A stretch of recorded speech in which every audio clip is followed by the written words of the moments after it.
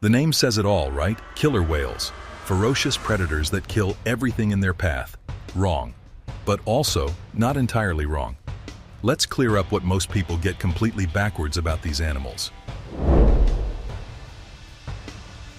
They're not even whales. First up, killer whales aren't whales, they're dolphins. The largest member of the dolphin family, actually. A male orca can reach nearly 33 feet in length and weigh around 22,000 pounds. Females are smaller, reaching about 28 feet and weighing up to 16,000 pounds.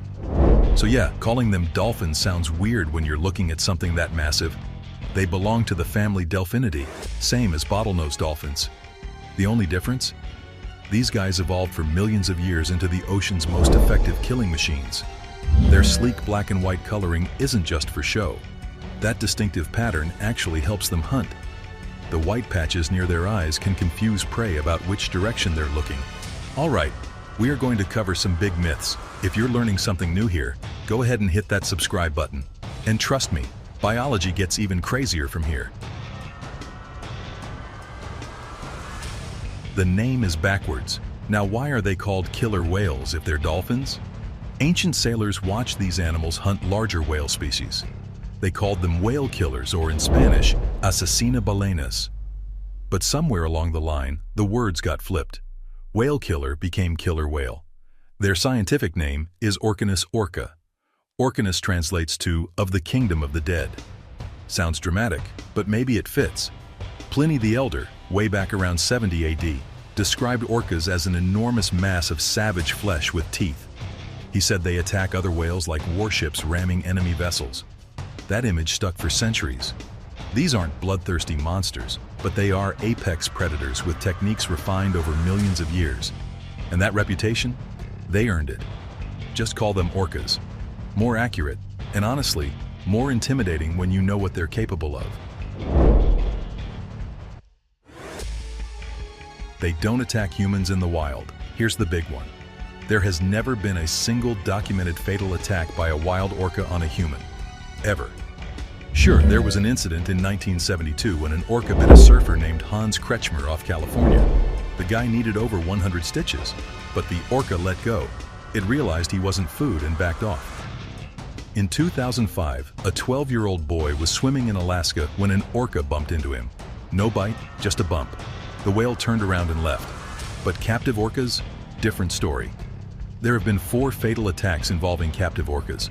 3 involved one orca named Tilikum, who spent most of his life in a small concrete tank. He was captured at age 2 and died in 2017 after 34 years in captivity. Wild orcas are specialists. Each population hunts specific prey.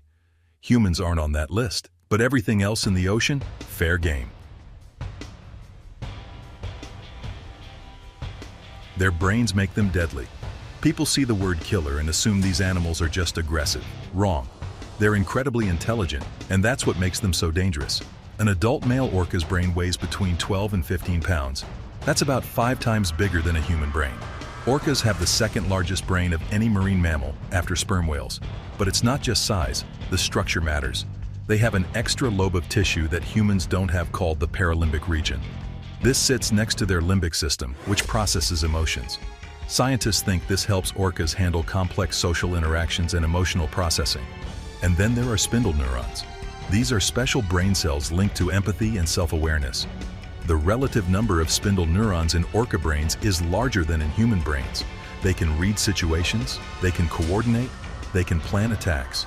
Their encephalization quotient is around 2.57. For comparison, humans sit around 7, and bottlenose dolphins are between 4 and 5. But don't let those numbers fool you.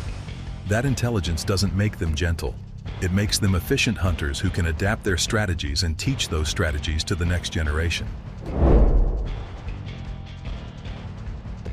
They hunt in coordinated attacks.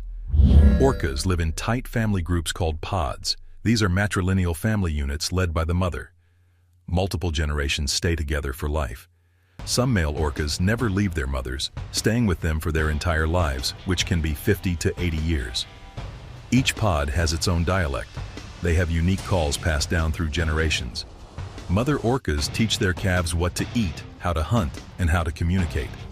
Scientists who study orca communication say these animals are the most acoustically sophisticated on the planet. When they hunt, they coordinate like military units.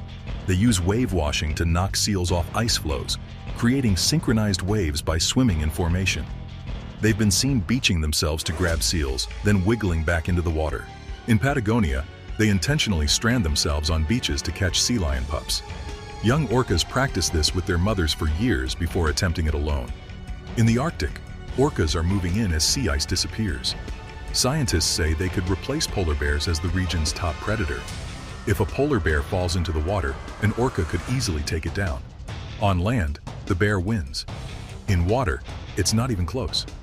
Orcas have been observed hunting and killing other apex predators like leopard seals in Antarctic waters.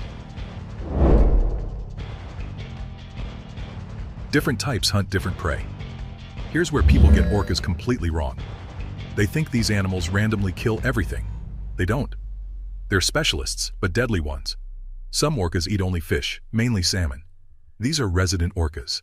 They travel in larger pods, sometimes up to 50 individuals. They use echolocation constantly because fish can't hear the clicks well. These populations tend to be more vocal and social. Others eat marine mammals. These are transient orcas, also known as Big's killer whales. They travel in smaller groups of 2 to 6. They're much quieter when hunting because seals have acute underwater hearing. So they hunt using sight and silent signals. They coordinate without sound. Their hunting success rate is incredibly high, around 90% in some studies. There are offshore orcas that eat sharks. Their teeth are worn down from biting through shark skin. And yeah, orcas hunt great white sharks. In 1997, 2 orcas killed a great white and ate its liver. In 2017, 5 great whites washed up in South Africa with their livers surgically removed. Orcas know exactly where to bite. They flip the shark upside down, which induces a state called tonic immobility. The shark goes into a trance, and the orca can kill it without a fight. In 2019, scientists documented orcas killing and eating blue whales off the coast of Australia, the largest animal on Earth.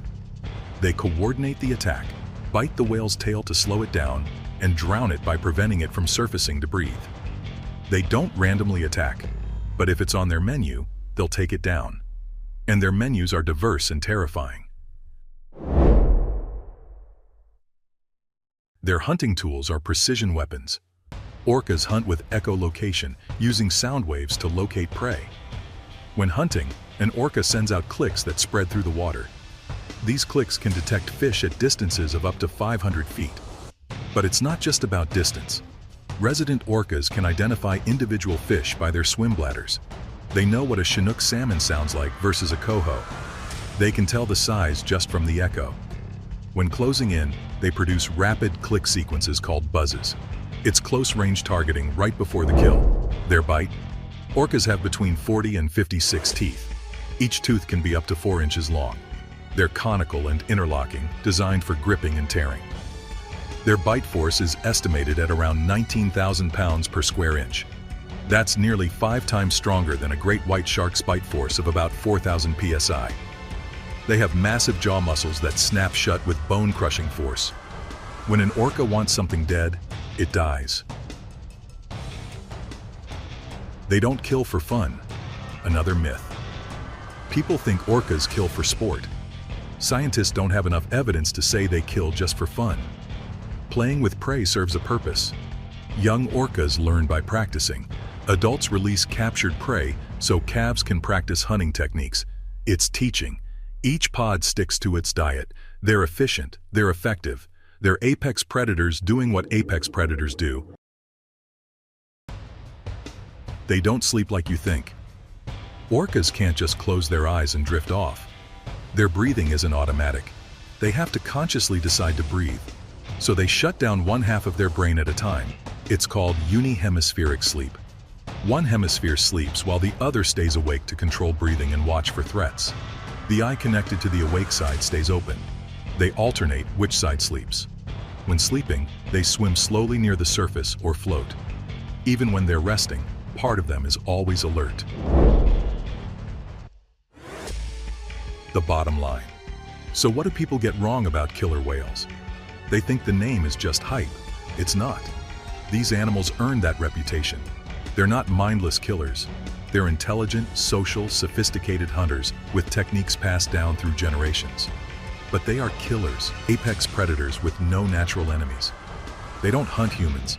We're not on their list. But they hunt great white sharks. They hunt blue whales. They're moving into the Arctic and challenging polar bears for dominance. Their brain structure supports emotional complexity and social bonds. But those same brains make them incredibly effective predators. The name killer whale? It came from somewhere real. They're whale killers, seal killers, shark killers. Next time you hear someone call them killer whales, you'll know the name fits. They're orcas. And they're both incredible and terrifying. Now, if you really enjoyed watching this video, then like it and subscribe to the channel for more exciting contents. I'll see you later. See you in the next video.